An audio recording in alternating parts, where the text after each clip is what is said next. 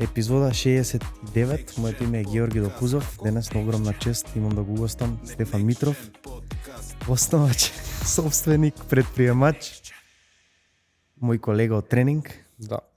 Фала ти што прифати многу да бидеш гостин. Сега малце незгодна бројка, Не знам. Не ги следам трендовите, Не. али фала ти на поканата, баш ми е мило што дека сме колеги, баш ми е мило да присуствувам на подкаст. И мене ми е птен мило и доста време се немаш појавено. Ај то прво да те прашам. Те гледав од претходното твое интервју 3 години прошле, ali некако може и најдрастични 3 години. Хај малце да го искоментираме. Тоа имаше гостување едно кај Иван. Да, па генерално не сакам више да присуствувам на подкастот, тоа што Се мислеш и за тука доста исто ја. точно. Точно, али дека сме на тренингите, следам и викам мислам дека можам барем нешто да допридонесам, зашто поентата на подкастите е да се допридонесе некој да има искот од тоа, зашто генерално нашиот, да кажеме, маркетинг е за странство, зашто више не сме во Македонија, али допридонесот на некој начин да се некој да има бенефит од тоа што ќе го гледа денеска и барем искуството што го имам стекнато последните 3 години ми се сврта, мислам, од тоа интервју до денес многу се различни работи. Така некоја ретроспектива ако направиш на тоа искуство, тоа како беше доста гледано беше и тоа интервју. Има различни коментари. Не знам, генерално не знам колку има. Да, мислам околу 8.000, така нешто. Тоа е баш доста. Окей. Да, Али баш. генерално не се спомнам поголемиот дел од работите што ги работевме тогаш, али сега мислам дека може да ги поминеме зашто работиме со најјаките компании во светот. Epic Games, Pixar, DreamWorks, Disney, Marvel. Имаме студенти од 140 земји, баш може генерално да споделиме нешто што би било од, да кажам, од светската сцена. И сега пред да споделиме тоа, пред да почнеме да збориме за академијата, ајде малце назад, чисто да се вратиме. Од кога почна ти да се гледаш како предприемач, од кога прв пат која она првата, знам дека Прва е лейм љубов. лейм прашање, ама чисто Не е лейм прашање зашто јас не ќе да станам предприемач. Како ја бев принуден бидејќи почнавме од баш барака од Влае и беше основана таму академијата зашто сакав да отворам студио каде што некој би можел да работи, али генерално немаше кој би работел и затоа како отворив обуки и на некој начин обучав луѓе за да работат на проекти. Тоа ми беше, значи, гледав баш буквално пријатели собирав, беше без пари едноставно и после станам викам како мене ме бидува за предавање и на некој начин тргна на А со 3D моделинг, искуството од каде? Па први започнав од една академија и генерално би беше малце не сум го спомнал тоа дека сум започнал у Сиус бевше тогаш се викаше. И генерално немав добро искуство, али ми беше поттик за да отворам академија бидејќи наставно ми избрка зашто им реков да им направам дивна програма. И тоа добро беше коки од моја страна реално, мислам. Да не се мислам да Доста. на 19 години некој ти го каже тоа на предавачи, викам добро едноставно. Али знаев дека што тогаш можев да предам бидејќи уште од тогаш бразилско џиу-џитсу како на некој начин држав часови, бидејќи бев еден од поактивните членови, можев да предам знаење Ние сме од таму и колеги. и од таму сме колеги. Сега баш се вратив пред година и пол две. И ме тепаш. Многу. Гледај, секој со мене некој друг ме тепа на тренинг за тоа да кој има поголемо искуство. Али генерално понеделникот беше тешко. Тоа можам да кажам дека беше едно. Значи почнаш таму е некој основно знаење што го стекнуваш. Како се многу ме интересира, сакам и често и со гостите, и со претходниот гостин баш што имаше Бојан, зборевме на таа тема. Како го правиш апгрейд на тој скил, од каде учеше, каде вадеш информации, како стана добар у тоа? По завршувањето тоа многу на некој начин ме мотивираше бидејќи сум многу компетитив човек и почнав да работам специфично за фриленс проекти и станав еден од најдобар на Upwork специфично тоа што се викаше Odesk, мислам така нешто. Upwork има ребрендинг? Па да, од Odesk се ребрендираше во Ти Upwork. си стара школа. Да, као. И беше многу интересно бидејќи ме објави како еден од најуспешните фриленсери во 3D категоријата.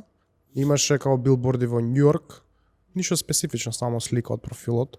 И на некој начин као ми требаше баш луѓе да работат на проектите, зашто сакав да го проширам, али кога отворив академијата, нели, у бараката и после се префрлив у Карши Сити Мол, имаше едно помало, да кажам, студио имаше 2016 тоа во основ и тука беа креирани првите клас 2, 3, 4, 5, што беа едни од најинтересните денови, зашто класовите беа по тројца, четворица, имаше двајца на и сега како што имавме на пример програма со 3 месеци, имавме со 12 месеци, и јас паралелно работев на проектите и држав предавања, со тоа што беше, мислам, предавањата 300 евра, како така нешто. 300 евра цела академија. Па 3 месеци току беше, како сега е малце друга приказната. Сега зборевме дека е сега 30.000 евра. 30.000 и каунтинг, значи ќе биде сигурно гледаме некоја дупла цена да направиме од тоа, со тоа што веќе сме на интернационален пазар и премиум школа и сме номинирани како најдобра школа у свет. Значи тоа е реално ниска цена за тие Многу квалификации што ги имате. И тука е еден конфликт имаш. Значи баш е многу специфично да се спомне, ти ако имаш една цена и ја смениш цената, сите клиенти што се и секоја работа што и цел маркетинг што си го работил, го бришеш. И затоа е многу битна работа прайсингот да го знаеш од самиот почеток и да работиш на него, али во исто време ние на некој начин гучевме тоа, зашто немаш од кој да се информираш за тој странски пазар, поготово за education дека сме ние. Али генерално на некој начин тоа е тој чекор по чекор што стигнавме од 2016 да отвориме едно мало, да кажеме, дуќанче би го нарекол и после се профилимо малце, па да, беше дуќанче у подрум, као сутерен. И тоа, али најбогата работа ми е дека сите што биле инволвирани во тој процес, сите си поминавме убаво. Значи тој процес беше најубавиот за сите нас и за мене. Генерално беше тешко зашто јас почнав од би рекол не знаев што е фактура. Значи чим од таму почнеме вика дајте ми фактура, ја кажам што е фактура, па после профактура ми кажа мене уште не ми се јасни тие 90% од тие сметководствени работи. После 3 години имам 3 години фирма, уште ти имаш 10. Уште ми е нешто светот безпотребно комплицирано и како да е направено за скем да служи. За ти улесни, нели некако? Па генерално, знаеш кога ќе почнеш од таа нула, се мачиш со тие работи како предприемач и е стварно многу тешко бидејќи јас морав да бидам за почетокот морав да бидам предавач и сметководител и маркетер. Се мораш да бидеш. И сега тука може би за тоа е добро предприемништво, некој да се искуси поготово на рана возраст, извините прекинав, ти си почнал нешто слично како ти си имал 20 години во тој период, 21. 20 години кога ти си 95-та. Да. Иначе, и мислам дека може би е добро стварно некој кога на почетокот кога сака да се формира да влезе во тие предприемнички води, бидејќи сакал некел учиш од 300 работи по нешто и може би баш е добро за така за почеток. Сега си има и некоја и лоша страна, ама тоа покасно доаѓа. Не, генерално многу лоша страна, значи заборен на живот, заборен на сите тие работи, не е многу е поразлично да прекажеме предприемништво тоа што го гледаме на интернетот и тоа што е зашто немаш финансинг и сега ти ако имаш тим пример финансирање од без разлика колку и да е буџетот, ти имаш повеќе опции да грешиш тогаш и можеш да најмиш луѓе да работат, а јас сега морам како предприемач без никаков инкам, јас морам да направам, да кажеме, продуктот да се продае без разлика што и да е, и тогаш кога ќе на некој начин ќе имаш повеќе клиенти, да замениш човек и да дое поголем експерт од тебе за да те замени. Сега тој процес е многу потежок. Например, у првите 7 години стагнација беше тотално. Зашто цело време имаш и плюс маркетот во Македонија е многу мал, премногу е мал. И како што идеше целиот процес тоа на растење на таа цела компанија, мене ми беше огромно задоволство бидејќи многу, да кажеме, првите генерации до 5-та година беа тотално импровизирани и секој што ќе се видам од претходните студенти што работат веќе на проекти без разлика некој што се преносле во друга област, не во 3D, беше едно толку, кажам, еден прекрасен джерни, бидејќи беа како дел од нашето детство, зашто јас го живеев тој живот. Ја немав ништо друго освен тренинг и работа. И затоа тоа ми беше единствениот, да кажам, entertainment, да го наречам. И сакав совет, баш вчера добив прашање рандом некое, дали би препорачал тие и надвор го зборевме тоа, што би му кажал сега на некој ако дое со дали да отворам фирма, дали да почнам нешто предприемништво, знаејќи го се ова, исто можам да се поистоветам дека е тешко и пак никогаш не знаеш каде да води, нели, секој ден за дена и ти некоја нова верзија од тебе постојано бара Тоа баш со Марија имав на подкаст, со Марија Мешкова спомнавме дека всушност најдуховните луѓе, тоа искрено и кај тебе случај, ние сега не се знаеме толку многу, ама нели некако дека најдуховните луѓе што ги знам се предприемачи. Буквално. Сега може тоа звучи малце арогантно и спрема нели има добри луѓе и од сите веројатно сфери на занимање, ама некако предприемачите и тоа е кај тебе искрено го сеќам дали тој некој страгл на почетокот бар од тебе така некоја доза на духовност поизразена да стекнеш низ тој процес. Ке се согласиш ли за тоа? Па знаеш како ја го правев тоа не за пари, туку беше само како многу бев ин депт, како 2 банкрота, значи се преборев, значи буквално првиот што беше заради мојата неорганизирана страна на сметководствени работи, каде што не биле издадени фактури на време, зашто си немал сметководство. Тоа мораш ти да го работиш. Значи дали да спремиш, да подпишеш договор, да спремиш фактура, да испратиш фактурата на време, тоа не бев организиран на некој начин. И ако почињаш без никаков, да кажеме, инкам, да знаеш дека барем од моја перспектива, мене сите емоции се изгубени веќе. Во само тој процес. Значи гледам колку да можам да помогнам од таа страна, колку што можам тие што се околу мене интерпренуърс, тие што сакаат. Првно мислев дека може секој да биде, ама не може секој да биде. Не може секој да помине низ тој притисок, значи не е за секој. Не е за секој, зашто вториот банкрот кога беше во корона времето, организиравме конференција со Marvel, Pixar, Disney ги носевме од, да кажеме, цел свет. Значи купуваш авионски карти, 3 дена филхармонија земавме, како што ти напоменав надвор. И сега доаѓа корона така што ти ја згаснува цела конференција. И сега беше моментот каде што соработувавме со нека се викаше копи карти, така нешто, каде што им мора да им направат рефанд. И после се случило да они да не им направиле рефанд на картите. И сега доаѓаш како буквално тоа што си ги потрошил парите за реклама, ти станува и антиреклама. И беше на некој начин процес за да те изгради тебе, али пак не е за секој. Значи баш како што ти напоменав надворе, успешните луѓе се тие што си ги достигнуваат своите цели. Без разлика дали нема потреба само да е бројката, зашто бројката секогаш ќе има некој со поголема бројка. Тоа е факт. Тоа баш го отворивме прашањето, но дури интересно може и да го спомнеме пред тоа, што е тоа успешен човек, бидејќи цело време тоа се поставува успешен успех, што е успех. И баш ова ми се свигаше ти како го одговори дека всушност за тебе нели успех човек што ги исполнил некои своји цели, да, и што тоа го зрачи некако.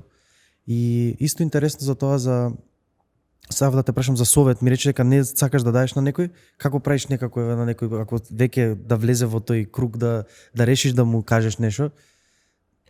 Што препознаваш прво кај некој или само доволно е жилбата да изрази да побара, да помаш на пример? Само да побара доволно. Реално мојот процес беше дека јас стагнација имаше, не можев ништо да идам напред и сатив дека немав доволно ментори, зашто немаме тука многу ментори, зашто мал е пазарот и доаѓаме од малце нека под друга клима и тоа што го гледаме на интернетот и тоа што го слушаме многу поразлично од да го имплементираш на овој пазар. Си има сега своји human behaviors, да кажеме, каде што луѓето се однесуваат на еден начин и можеш да ги таргетираш, да кажеме со реклами без разлика што е да, ама пак тоа што гледаме на интернетот и на овој пазар е многу различно. И затоа да ние се насочивме на интернационален пазар. Се со цел зашто поминав низ, да кажам, низ тој процес каде што морав да почнам да читам книги. Тоа беше, тоа е на secret sauce, значи ке секоја книга е, да кажеме, посебен ментор.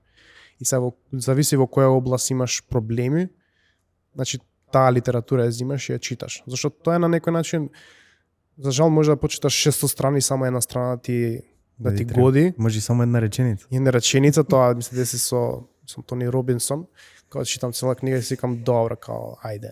И само поминуваше на страна како буквално како реклами беше. Тоа и тоа драго направиш и викаш окей. Значи и од тука тргна процесот ние да идеме на интернационално ниво и да го таргетираме тој пазар, зашто сме добри во тоа, баш специфично за 3D art and game development, што education. И сега баш само што се вратив од US и сите вратени се отворени. Кај да тропнеме, нишам само што бев од DreamWorks и у Pixar, тие се комплекси каде што се гигантски на некој начин.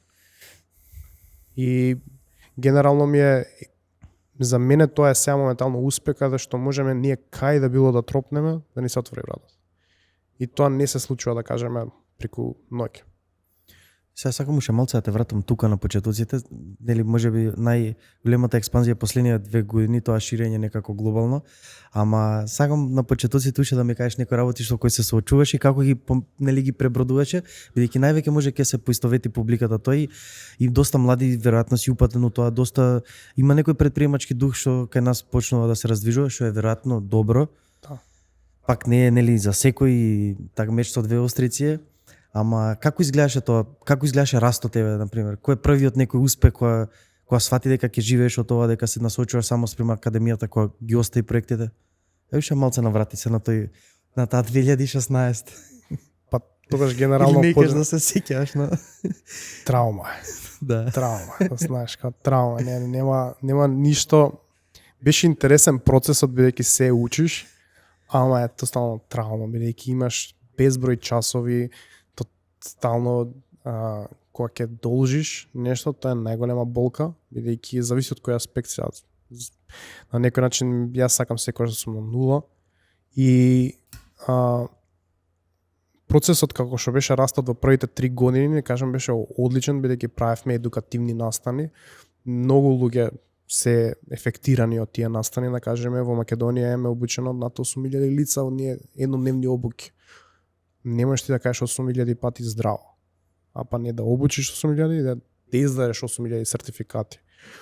Тие настани ми беа едни од најдоброто нешто што го имавме направено, што денеска сме успешни, бидејќи дозволивме на некои луѓе да видат дали се они за 3D или не се за 3D. Али зошто тој настан е дел од успехот, бидејќи тие едукативни процеси што ги научивме во тие 8.000 души, дојде Epic Games и го видео тоа и рекоа да го имплементираме кај нас. И затоа да ние сме за прв пат го споменуваме, сме биле за Источна Европа, сме обучувале буквално универзитети и да предаваат Unreal Engine и специфично Fortnite, со тоа што биле најблиску тука, да кажеме Нови Сад, Хрватска, сите учат од наша програма. Со тоа што сега се разложува на многу повеќе универзитети низ цел свет. Со тоа што ќе започнеме и надвор од Европа и од Соединетите Американски држави. Али пак да го навратам на тоа, процесот на растење многу е битно да направиш добра база. Чим направиш добра база, можеш понатака се шириш. Ако не направиш добра база, и затоа да ние се овие 2 години кога ќе се навратам наназад сме немале некоја добра база каде што е за интернационално ниво. За домашно ниво беше сосема супер, ама пак се одлучивме да идеме на интернационално ниво бидејќи пазарот е тука толку мал, со тоа што ние бевме приморани, да почнеме да лажеме. Ќе станеш ти најуспешниот од цел свет за да му даеш на некој што е очаен, да се запише на академијата. И не можев тоа да го преборам, и се рекам не е ова за. Така стана пазарот на академии. Таа беше играта поставена така и не можеш, значи тоа е борбата каде што ти ќе станеш најуспешен, ќе заработиш 500.000 евра плата и знаеш како се што по болт statements даваш, толку поише студенти се запишува и знаеш како доаѓаш до момент каде што после тоа се обработува бидејќи на некој начин ќе се деси истото. Ќе останат неколку едукативни центри и после ќе ги вртат тие клиенти и на некој начин од нивниот очи ќе профитираат. Не се пронаѓаш тој процес, али пак на некој начин си викаш дали да останеш на овој пазар или да идеш на интернационално ниво, зашто интернационално ниво имаш endless. Чи имаме сега студенти од 104 зими као 140? 104 зими. 104. Да кажем од Саудитска Арабија, има од Јапонија, од Кина, од Америка и сега процесот го слушавме надвор каде што бев во Кина и пишав на Дискорд и случајно да не има некој студент тука во оваа област и ми пиша како јас сум тука да се видиме и сега. Јас сум во Кина и се гледам со студенти од Кина, баш лудо е. Тоа е нешто што не го предвидив на почетокот. И секој сега на некој начин до тој процес на растење, пак ќе се навратам, зашто сакаш да слушнеш баш почетната приказна, е дека секој бизнис мора, што сака да работи од Македонија и може да работи на интернационално ниво, одма да почне. Се бриши и одма почиња со интернационално ниво. Зашто пазарот е тука толку мал со тоа што ќе бидеш принуден да правиш работи што не кеш и исто така ќе се бориш со нешто што да кажеме еден клиент да запишеме ние се од странство со $30,000 е исто така да запишеме во Македонија 20 клиенти. И сега таа ретроспектива е многу поразлична. Полесно е пак еден него 20. Да. Ако гледаш реално. Сега си доаѓаат тие други проблеми каде што нема да обучиш значи македонци, али на тоа работи моментов да се навратиме на таа едукација и да почнеме Македонија пак да вршиме обуки, али на некој друг тип ќе пробаме каде што ќе биде надвор од тоа да биде само за профит, бидејќи не интересира, више глобалниот пазар е многу поатрактивен за кој било бизнис и за нас, разбира. Знаеш што ме интересира? Неколку пати спомна дека важите за една од најдобрите школи во светот за 3D моделинг. Ме интересира самата програма, нели, тоа сршта на бизнисот што нудите вие, кој ти помагаше во тоа, како ја стекна, како работеше на тоа да го имате, бидејќи веројатно тоа што ве одвојува или еве ќе ми кажеш што е тоа што го одвојува вашето студио, вашата академија од сите останати и кој го направи тој секрет сос? И како настана тоа? Дали само искуството, дали имаше некој момент? Короната беше уствари. Тоа е убаво прашање. Бидејќи кога започнавме од времето на короната, моравме се пренасочиме да бидеме со онлайн learning и сите беше истиот процес беше држи онлайн час и сите тоа пак не беше нешто специфично. И случајно се запише еден студент од Италија. И добро, ако сакаш и ти онлайн на англиски, ги прашавме останатите студенти зашто сите не беа од Македонија, дали сакате на англиски да биде програмата. Да, окей. И така многу е подобро бидејќи сите софтвери се поише на англиски, сите знаат англиски, не беше никаков проблем. Али беше вториот студент од Германија и сега не им беше веродостојно дека сме добри во тоа. Не бевме најдобри, туку бевме окей. И цената беше привлечна за нив, се разбира. Бевте Best Buy, да. Цена, квалитет. Па тогаш генерално беше академијата за цела година 12 месеци, не 7. 3200 евра, така беше, тоа е многу привлечно за... И баш... Мада пред инфлацијава, тоа е било како сега 4,5. That's true. Али тој да дури лета од Америка, лета од Германија за дојдат да не проверат. И сега, као тоа малце, како да кажам, интересно е бидејќи in person доаѓаат више луѓе и се запиша и од Швајцарија исто така студенти и почна и викаме, окей, let's make it happen. И почнавме онлайн академија да биде и не беше многу скапа, кога беше $1,000 ја направивме за после намаливме цената за да можеме да бидеме со онлайн learning зашто ги следевме нашите competitors. Али свативме дека сме стварно многу добри во one-on-one education и процесот како да они да научат и без разлика сега. Значи да сакаме ние нешто некој да научиме, ќе го следиме само тој процес. Добра конструкција на програмата, домашни и цело време гледаме да го подобриме процесот. Сега моментално работиме буквално да направиме како некој начин retention, бидејќи најчесто имаат проблем со студентите да учат со self-paced технички со нивно темпо, затоа им правиме нивен распоред кога да изучуваат и мора да се појават на тоа. И сега како што почна сите да се запишуваат од странство, ќе речеме, ајде се интернационал да направиме. Значи само се укажа некако таа прилика, сама си дојде. Да. Еден странец, па втор странец. Самиот пазар ти збори и мислам твоите, да кажеме, можности, opportunities ќе ти зборат, само мораш да ги слушаш. И кај треба да идеш. Колку си по-глув, толку по сега од оваа гледна точка, толку многу opportunities и можности, значи сум имал наназад, со тоа што сега ги гледам, а тоа што не ги гледав. И тоа се со цел само ради литература, искрено ти кажам, зашто тие литература, како што кажав, секоја книга си е свој ментор и ќе ти ги отвори многу поише очите да гледаш. Доколку немаме можност ние да имаме поише ментори тука, зашто пак кај нас не можеш од колку поише да стигнеш до нив, не можеш, до тие што се вистинските ментори. Еве се и ти направи успешна конференција во, да кажем, втора година, да. И знаеш, тоа допридонесе како ние што правевме конференција, ги донесовме тие, да кажеме, успешни луѓе тука да споделат знаење, али некогаш е многу битно и тој нетворкинг да го имаш со тој човек. Што што можеш да го прашаш нешто специфично, али убавата работа кај нас беше дека тие конференции што ги организиравме, што дојдат од цел свет, од GTA, доаѓаат од секаде, од цел свет, као да држат, да кажем, дали е подкаст или предавање, ни даде можноста да и до нивната нетворкинг група. И така почнавме ние да се шириме и да стануваме познати и релативно многу е убава работа што доаѓаат у Македонија. Сега на пример ние ќе ги однесеме до Бигорски, до Охрид и они се фасцинирани од тоа, се разбира, знаеш. Буквално Америка гледаат циментот. Колку ни убава државата, да, всушност. И на некој начин правиме промоција и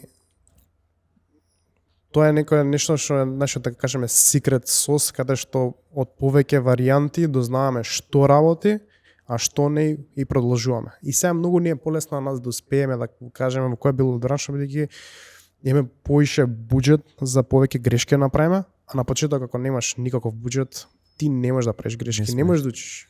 Буквално, како моментот јас што сум сега, значи, буквално една грешка е крај на се. Буквално најмалата грешка или еден лош настане, секој настане all in. Што е многу, знаеш, тешко е да тестираш, тешко е да правиш тоа што сакаш да го правиш. Пазарот пак ти наметнува малце с некоја сликам, така што тотално си управа таа страна, колку помалце буџет имаш, помалце имаш да ризикуваш и не знаеш што работи, затоа да имаат убава култура во Америка каде што доколку немаат инвеститори ни не работат. Што знаат дека нема да имаат опција за да направат грешка. И затоа да гледам секој кој ќе сака да започне нешто што е подкастот технички ово да научат, само странски пазар. И до тебе исто, странски пазар, ништо друга. Дури странски би рекол повеќе на Европа, мислам, извини, на Америка за разлика од Европа, бидејќи Европа е тотална една дупка, црна дупка, каде што нема шанси никогаш да успеш, освен ако не ти е дигитален производ. Ако е физички производ, само идеш, таргетираш една голема земја и почнеш од таму. А Азија, зошто е тешко да се освои за многу бизниси, например, со доста предприемачи што зборам тука? Или можеби не е? Не е тешко, најголемиот проблем е таму културната нивна зеница треба да ја научиш. Генерално кога бев во Кина и ќе гледав на playing ground-от, е дека ти не можеш, ако слеташ утре, ти не можеш да преживееш таму. Зашто виза и мастер не работи. Не можеш такви работи каде што они си имаат собствен екосистем и они се толку големи гиганти и ако нешто ти се случи таму исчезнуваш. И затоа ти мораш да работиш со локалци. И тоа е едно од добрите работи што брендовите што се странски, тој secret sauce го, да кажеме, во Русија, кога нека Starbucks или McDonald's, кога се таму, например, ги прават на нивната традиција, на нивниот јазик и сега ти можеш да се приспособиш спрема тоа, каде што твојата едукација мора да биде на нивниот јазик. И затоа најчесто никој не може да успее во тие земји бидејќи не знаат англиски јазик. Нема доволно инфо за екосистемот таму. И за екосистемот, генерално, зашто пак. А каков пазар е? Како би го оценил ти вака? Ако треба да го споредиме, например, Јужна Америка, Северна Америка, Европа, секоја си има карактеристики, нели? За некои бизниси знам дека Јужна Америка е доста погодна, некој subscription base, дека доста лесно зимаат за помали работи, напаѓаат и таму. САД се буквално од се по нешто, Европа нели малце по-скептична, порегулирана? Не знам порегулирана, тука црна дупка, бидејќи за физички производ само. Зашто секоја земја, например, од фуд индустрија го научив тоа кај нив во Европа, е тоа што секоја земја си има свој јазик, е толку мала и не можеш да ги таргетираш сите. И затоа, например, големите брендови не се толку, да кажам, не имаат толку пријава, да кажеме, Македонија воопшто не им е привлечна, бидејќи треба толку процеси да поминат и да ги научат новите регулации што се тука. И да и различни сме сите луѓе, буквално од земјичка до земјичка, тука сме многу различни. А сме милион, по два, по три. И тоа се расцепкени, и затоа најаво Кина, например, е токав голем пазар, што ако никој отиде таму и го нападне тој пазар, може да успее. Има македонски компании што го напаѓаат, значи зборам винската индустрија, прехранбената, има големи, зашто кога бевме... Таму и комунизмот малце функционира, исто, веројатно, или? Тотално може секој да биде интерпренер, што е убавата работа, таму ти можеш утре што сакаш да правиш да продаваш. Само не иди против државата. Тука едноставно е кај нив. Нема само не представувај лошо. Исто така имаше една малце кога бевме таму, кога некоја збунка например се скара некој и као беше као прекини као има туристи. Као не има таква култура да не се караат. Има пак луѓе нормално е сега, ќе се испокараат, али не пред туристи. И дека ебев и тие да кажеме во градовите кај што се поиндустријски, зашто исто работевме со international транспорт, зашто бев и во таа индустрија и генерално е многу добар пазар. Значи зборам и за Middle East, исто е многу добар пазар, поготово исто така Дубај. Моментално баш сум повикан на конференција за екосистеми во education за гейминг во Саудитска Арабија. Ќе ти кажам после тоа какво искуство, што не сум бил таму. Али генерално тие се двата пазари што секој мора да размисла дека ќе бидат многу големи. И просперитетот некако е. А тука што ќе остане да се дешава? Кој е сценариот? Гледај сега, ова е малце сценариото го научив за цела Европа од страна на со големите компании што работиме. Они си имаат агента, значи кога бев на состаноците со големите компании, они си имаат геополитика. Без разлика што се гейминг или што и да. Пример, некоја предававме за education, имавме забрана за земји што не смеат да се предаваат. Тогаш во тоа време, што можам да кажам, што смеам да кажам, зашто пак си под NDA, е дека ти беше тотално забрана Турција да правиш education. Какво била? Education или advertising не смеш ништо да правиш таму. И затоа да сватив дека поише од гледна точка на не геополитика, тука е финансиска политика. Со тоа што они добиваат кредити, со тоа што им го гледат перформансот и со кои земји соработуваат и затоа да доколку ние станеме да кажеме црна земја во тие позадини, да кажеме финансиски, кај нас воопшто ќе станеме село само или еден обичен автопат. Али толку имам секој што во Македонија што живеат, нека не се обезхрабрува, бидејќи знаат повеќето англиски јазик, отворен е интернационалниот пазар и единствен проблем кај нас што немаме PayPal, Payoneer, Stripe, тие се тие финансиски. Ама се средува и тоа релативно лесно. Се средува, докога ги средиш, цел пазар ти е отворен. И затоа да секој што би работел од тука, би работел за странски пазар, ќе си помине многу добро и ќе може да го таргетира странскиот пазар. Ќе има проблеми, зашто не имавме на пример напади од други компетитори што се, зашто кога ќе доеш на тој интернационален како УФЦ да се бориш на пример. Да, сега тука имаш локалци каде што ти праќаат некои луѓе да ти ја шпионираат фирмата, се случува тука иначе. Зашто? За кој буџет, за кој пазар. И сега плаќаат шпиони за да ги дознаат контактите, како работиш ти. И си имав со еден предприемач као се сретнавме надвор од Македонија и ми кажа као ти го земав тој вработен да знаеш ми направи презентација за вработување кај нас фирма и сите ти ги знам работи. И беше прашањето како колку имаш ти запишано луѓе, колку ние имаме запишано. И така заврши сам целата приказна. А на интернационално ниво тука е малку друга. И телефоните ни звонат од сите insurance companies, бидејќи ни го ставиле бројот за дека бараме insurance и тоа е најголемото зло што можеш да некаде му го направиш. И тотално цело време напади на веб-сајтот, хакнати, ја персонално бев хакнат пак. Значи ја не ми се веруваше дека мене може ми се деси.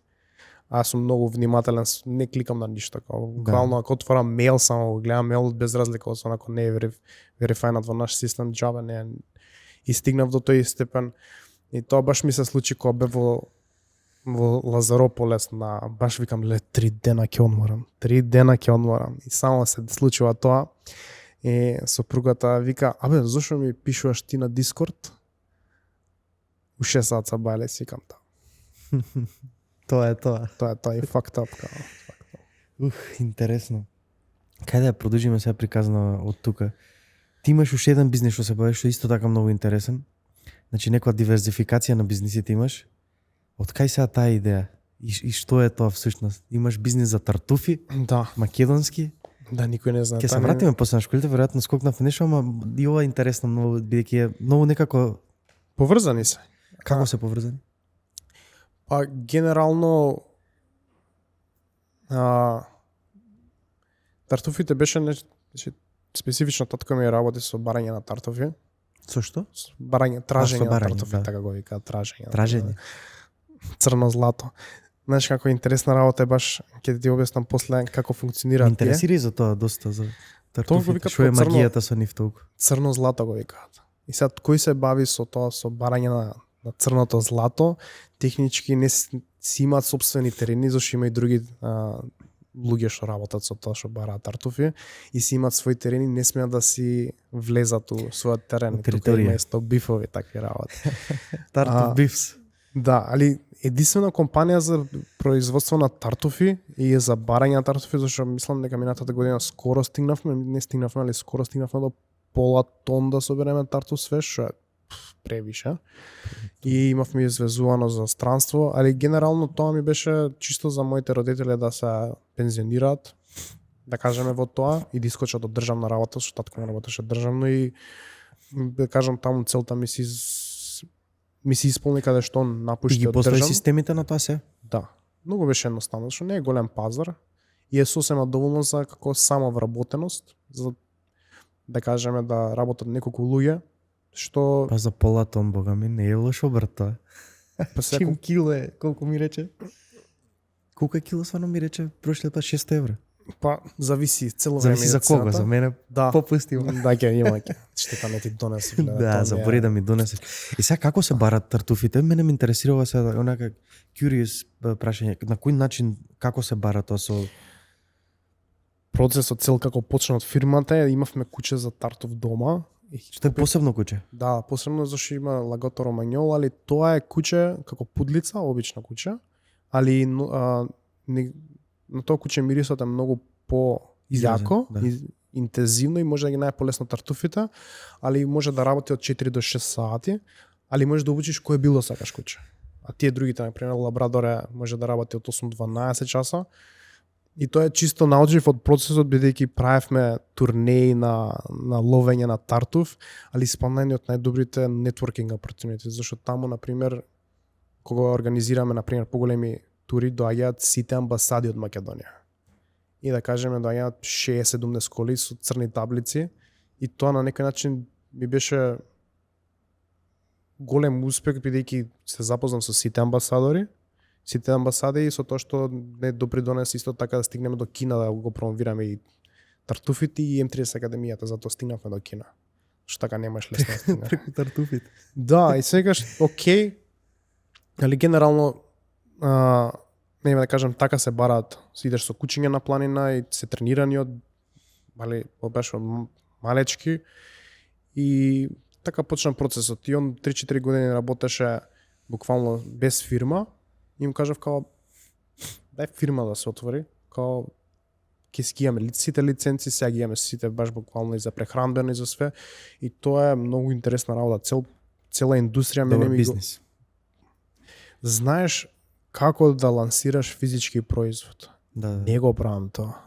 Не го правам. Освен ако немаш, да кажеме, инвестиција поголема, и сите што бевме у стартап херои од фонд за иновации, тоа што добивме, да кажеме, 8.000 евра. Генерално тоа лансираше фирмата. Имаше стартап хероиден проект, 8.000 евра добивме, не беше нешто, воопшто не беше многу, али таму ни дозволи networking opportunities да се запознаеме помлади производители на храна и сите беа млади. И многу добро. Значи тоа школа немаш никогаш да го добиеш толку брзо школа. Сега Не. го затвори и фондот, нема веќе. Па да, ама генерално тој проект, барем од моја перспектива што сум видел, е најуспешен зашто таму има фирми што ден сум, да кажам, мислам дека сладоледот со вино е таму. Имаше доста од тој проект, нели? Многу Нека имаше, пица, нешто специфично исто. што Све имаш, значи да. од таа страна и за пиво беше исто. Да. Не се сеќавам моментот штета. Не знам како ми текнува на тоа, знам дека Беше стварно, мислам дека ни се отвори можностите у маркет да влеземе, што е супер, али пак кога ќе ги видиш сите тие бизниси, знаеш како се бараш од тој проект е и најиновативните производи. Најиновативните производи се со најмалци муштери. Сега тартуфи. Имаме ние B2B работиме, не работиме B2C. Зашто B2B ги имаме сите хотели, работиме со сите најпознати и најдобри у Македонија. И тоа е. А селсот кој го правеше? Јас. Да. Сам. Значи ти all-rounder. Знаеш како у B2B еднаш кога ќе го направиш селот и тераш, али генерално и Тоа е добрата страна. па пак се мали, да кажеме, напоменав на повикот што добија беа најиновативни, ама пак мал е пазарот, кој ќе проба вино со сладолед. Као супер идеја, знаеш како и за глобално ниво е супер. Сакаш, али сега и ние за тартофи. Нема многу муштери што се запазнани. Сега ние сме дојдени до момент каде што мораме да го едуцираме пазарот за да почнат да го конзумираат.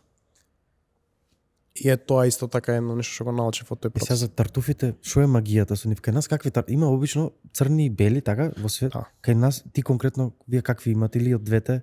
Има разлика во двете? Има црни тартуфи и има бели, точно. Значи има 21 вид на тартуф, каде што од нив се конзумираат само и се добри 4-5 врсти кај што се користат во хотелите. Добри во смисла на што? На интензитет, на вкус? Вкус и дека не се ги викаат научни. Научни се само ги тестираат како печурки, али не се за јадење. Може да ги јадеш, али овие 4 се стандардни каде што имаш рецепти за нив и све се познати.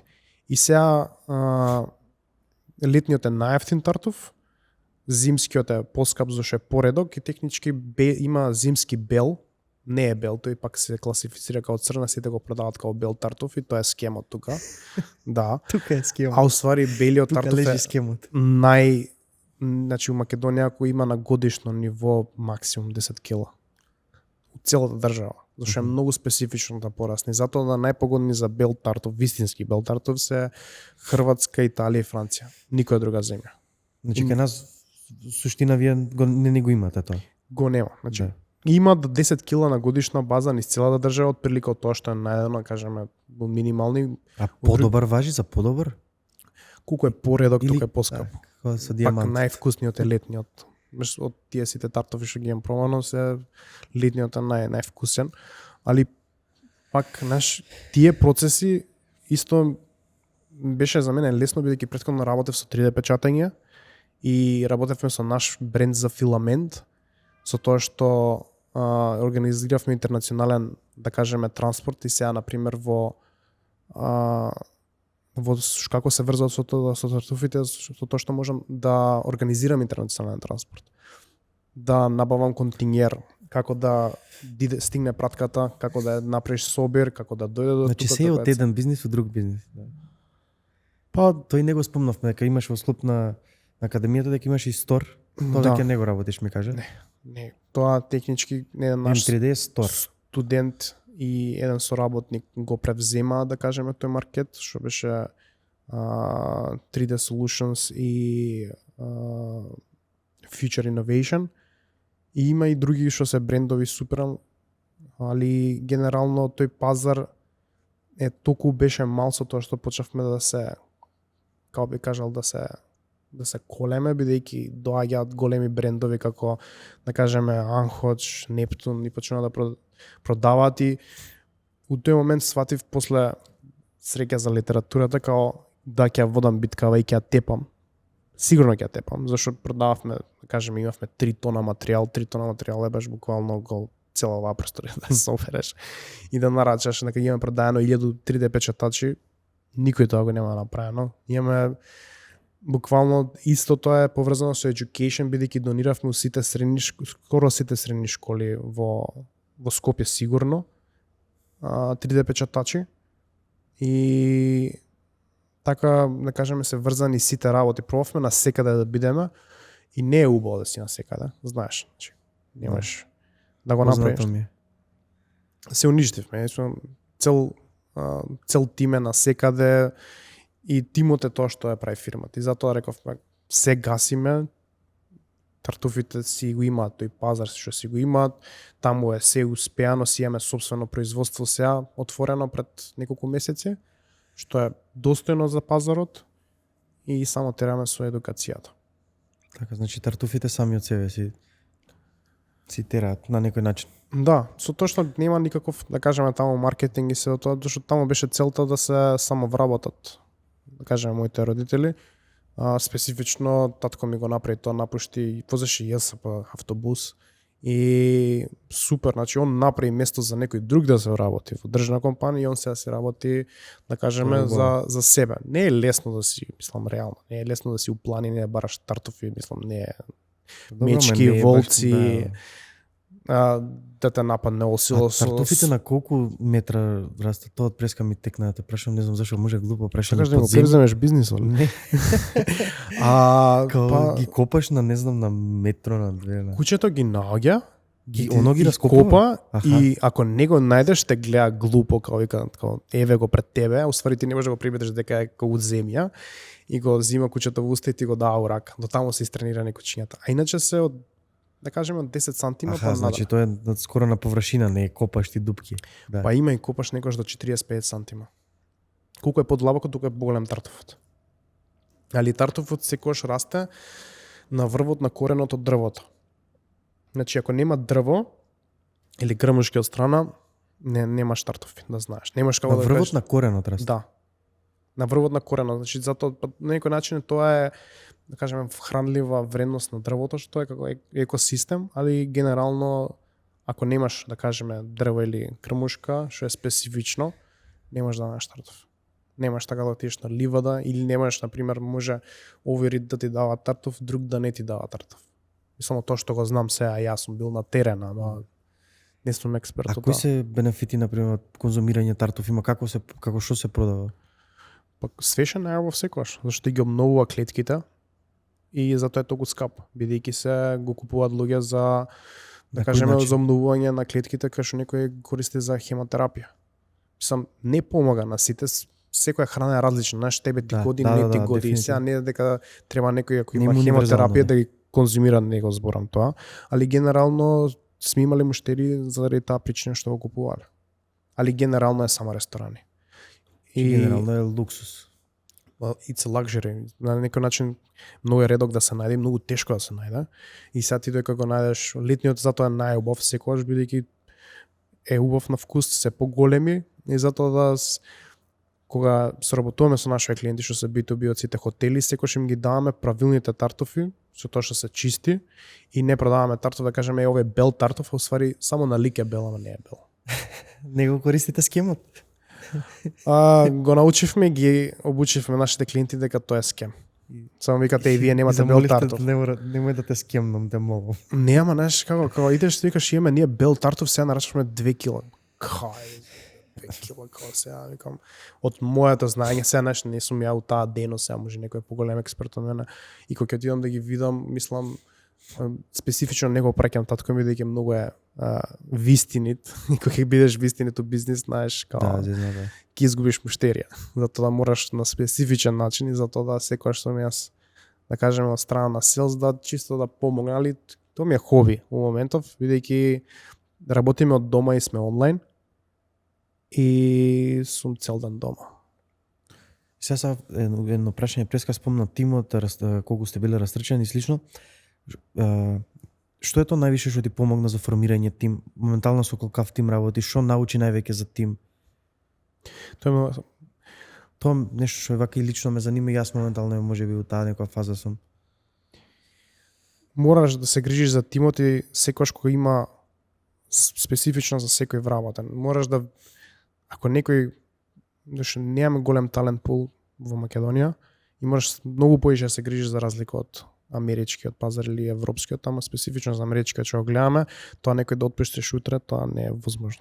Мислам, не е ни, зашто ти инвестираш во вработениот и тоа што гледаме буквално на тие reels или филмови и сите што си мислат дека така можеш денеска да отпуштиш, тоа не работи така.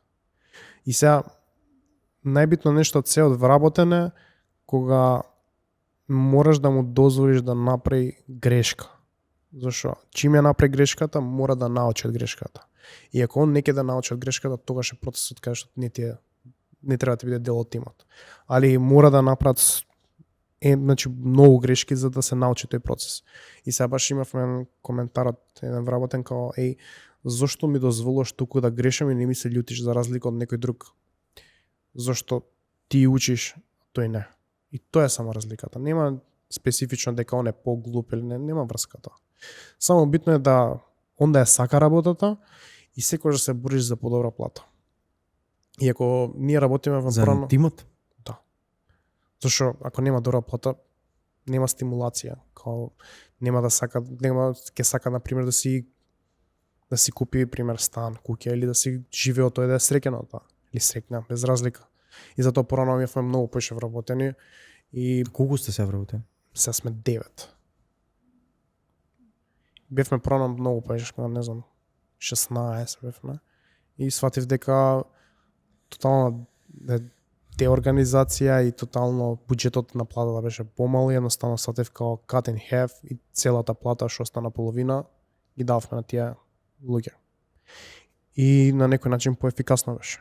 И тие се пострикни, тие луѓе што напуштиле компанијата си пронашле многу подобро, зашто реално ако не се пронаѓаш со нас, тоа е тоа како фер. Зашто пак најбитно нешто од се и тој што ќе си отиде да го поддржиш на некој подобро место да отиде. Зашто пак на некој начин е лошо е да имаш реферал, зашто може да ти одмогне во процесот понатака. А на почетокот како изгледаше тој процес на вработување? Првиот вработен, колку беше поразлично тоа? Сега, например, нели веќе на ниво кај што сте стабилна фирма и кај што имаш големи планови за луѓето што идеш напред, а у почетокот како беше дали мораше некако на таа енергија да се закачат луѓе? Само ретропроспективата да знаеш. Да најаш еден вработен треба да имаш плата за го вработиш. Не, тоа што нема. Ништо нема. Као, ја бев само вработен за сметки да си плаќам. Али генерално првиот вработен, да, вистински работен, као беше, че генерално кај нас сите што поминале се најчесто 80% тимот ни се студенти што завршиле на академијата. Претходни студенти. Да. Сите се тие, да кажеме, и инвестираме во нив да станат и поише да се обучуваат како процес, значи. Не можеш сега да кажеме за 5 години сега многу подобри услови ќе имаме, се разбира. Али да кажеме тој процесот е ние дека немавме некој да вработиме со искуство од индустријата, што би можел да го предаде знаењето, зашто едно е нешто да си добар борец, како што знаеш на тренинг, и добар тренер. Да. И сега исто е тука. Едно е да си добар 3D артист и тоа е добро да си предавач. И затоа ги создадов на некој начин инструкторите кај што се кај нас, али пак беше оставено на нив и они да се дообучуваат, да кажеме, зашто мора да ги следат они трендовите, но денес ги следат. И затоа тогаш ти мораше да создадеш, да кажеме, инструктор, за да предава добро и да го обучиш, да го моделираш. Да го моделираш, а сега процесот како е, објавуваме LinkedIn, мислам оглас. Да, оглас, на англиски ќе кажев пак. И се пријавуваат 200 луѓе, што се страшно, со 10 години искуство, и го вработаш. Толку едноставно се. Значи имаме сега баш буквално само што вработевме американски инструктор, што работел на Лестова, с Redemption, сите тие најаки, и тоа беше само еден клик. Талент пулот кој имаш буџетот да вработиш некој странство е многу полесно за разлика од почетокот. Почетокот ќе се измачиш за првиот вработен, а сега е само еден клик.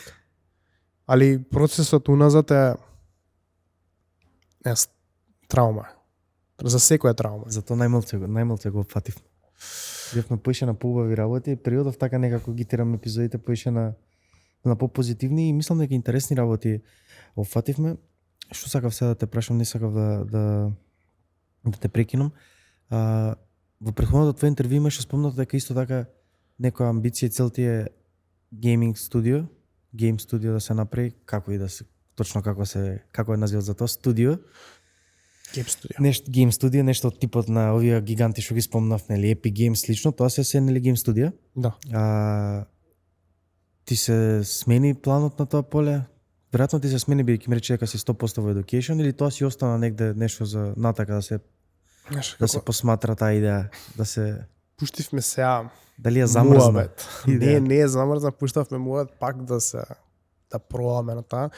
Значи мене целта во education е сега точно на интернационално ниво свативме дека работи и сега моментално сме во процес на градење на системи. Као наредниве, да кажеме, 6 месеци за година дена правиме систем каде што би функционирало за која било сфера од education. Значи, нашиот ниш го доминиравме на интернационално ниво, зашто сме прогласени за најдобра онлайн академија во областа на 3D art и game education.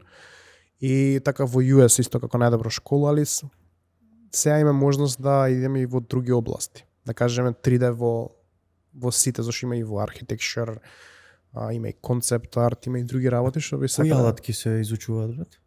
Кои алатки ги предавате вие, например, Маја, такви некои? Сите што ни се индустри стандард. Ако нешто се смени денеска некој друго студио, значи што ни е најдобрата работа, што ни се партнери, да кажеме, и многу сме блиски со Adobe. Значи, На Adobe кој е? Има Substance Painter, Substance Designer, има Alchemist. И во Creative Cloud, али ние разговараме со најаките студија и прашуваме, што планираш да работиш на време 5 години, кои софтвери ќе користиш? И ти кажуваат тие. И знаеш дека сите job offers ќе бидат такви. Студентите мораат тие алатки да ги знаат. И сега затоа ние предаваме Maya, ZBrush, Substance Painter, Unreal Engine, Substance Designer, Marvelous, Marmoset, DaVinci, Unreal Engine. И како толку работи луѓето абсорбираат? Толку апликации или... Па тој е екосистемот, они сите алатки што ги користат. И сега ние кај нас што е добра едукацијата, им правиме база, они ги учат сите алатки што им се потребни, сите софтвери. И после они се специализираат во која област сакаат. Они знаат се што се случува сега во гейминг индустријата, ќе научат у целиот екосистем и после тоа ги специализираме во тоа они што сакаат. И затоа се многу покомпетентни. На пример во што сега на пример што работат, на пример имаме еден студент од Бразил, Чао, што е страшен студент, човече. Значи почна и ја следеше од Бразил. Од Бразил, да, сега живее во Германија. Али знаеш како цела мотивација, на пример, викаат сакам да им пратам подарок на инструкторите, кажи ми што како е, значи тие се неубави моменти каде што секој од секоја земја си има некоја своја култура и не знам, процесот сега е многу поинтересен. Значи претходно процесот тие травматичните работи се многу тешки бидејќи немаш пак фандинг, значи да имаш извор некој да те финансира. И затоа им секој што ќе почне во тој бизнис без фандинг и без финансирање, ќе има трауми. Е сега едно прашање и со ова ќе завршиме епизодава денес. Кога ги спомнавме тие трумите и сега периодов како се развива фирмата кој ја правец оди се, вреди ли се тоа да се помине сега пак, би го поминал ли пак или од друга страна гледаш на целото? Вреди ли тој процес да се помине, да се истрпи, да се наведне главата, не знам, толку долг период, за моментов да си со вакви, нели сака ова што кажа, баш се убави работи ситуацијата за Кина и еве за студентот од Бразил, за Кајо. За Кајо. Кајо Бараљо, као борец. Кајо се вика. Он има доста Кајо, да. Леле, чао. Да, и на тренинг речев, на работа викат Кајо се вика, право си фала. Да. Како борец коригираш некој надвор. Кајо Бараљо. Не можам да се навраќам назад, бидејќи не можам да сме на минатото. Значи тој беше мојот процес на учење, беше тежок и беше многу и за некои луѓе друг бил тежок, значи зашто пак е некој процес каде што self-challenging многу. Тешко е да се каже, ја никам никош да се враќам назад. Да кажеме од тој аспект, дали би го поминал пак истото? Не би го поминал. Зашто не. Мислам дека тоа секој би одговор. Не е едноставно убаво, 7 дена работиш без престан, се убиваш од работа и на крајот од денот не знаеш зашто го правиш, зашто не ја гледаш целта, зашто многу не е мислам чиста визијата, зашто тоаш гледавме само да биде Македонија, а сега си имал се на подруго ниво. Али секој што би почнал, да завршиме со тоа, секој што би почнал бизнис, да кажеме ако е digital продукт, само странство, странски пазар одма денес се бриши што е уназад или отвори нова компанија, зашто ние моравме да избришеме се што е кирилица, зашто мислеа дека сме руска академија и само да идат напред на странски пазар. Тоа е. Значи странство тука од тука за странски нема многу аер. Мале пазарот, можеш да лажеш за да земеш поише клиенти. Можеш да играш оваа игра, тука што ако си малце по-сензитив нема да ти прие. Така што секогаш имаш да си одбереш. На некој начин да. Фала ти многу што дојде и ја одбележа оваа моја 69-та епизода, една епизода пред 70. Ме праша прво што ме праша кога влезе што ти требава да го правиш и тоа беше стварно онака. Зашо подкаст кажи? Стварно зашо подкаст? Ова е најможното пукање у празно на светот што постои. Ама по друга страна ќе видиме. Знаеш, пак и мене ме разви многу со многу луѓе како тебе.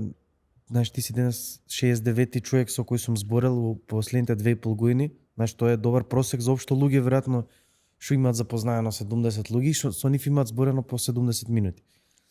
Ој ти најдлежен. Веројатно нешто направило тоа за мене. Така што јас сум задоволен и од епизодата денес сум задоволен, многу ми е кеф што дојде. Фала што Ми ме направи повика чест, и ми извади направи чест. и од пештера даже. Извадив од пештерата. Да. И те ставив одма на естрадното небо. На на кој- подкаст естрадата. Македонска. И кажа на пример као дома сопругата вика кидам на подкаст и само тоа го добив као. Да, Сваќаш дека. Као све ми е јасно со тоа. Фала ти многу, сега ќе се заблагодарам уште еднаш и на гледачите. Верувам дека добар дел од вас останавте со нас овие скоро 62 минути. Може да кажав нешто паметно, може би не. Денес беше тоа најдобрата верзија од нас. Тоа е тоа за овој епизод, до следно гледање, пријатно. И со Бог ќе ги завршувам сите. Така да имам као документ. Ќе заврши го кафеста тренинг. Тоа е тоа.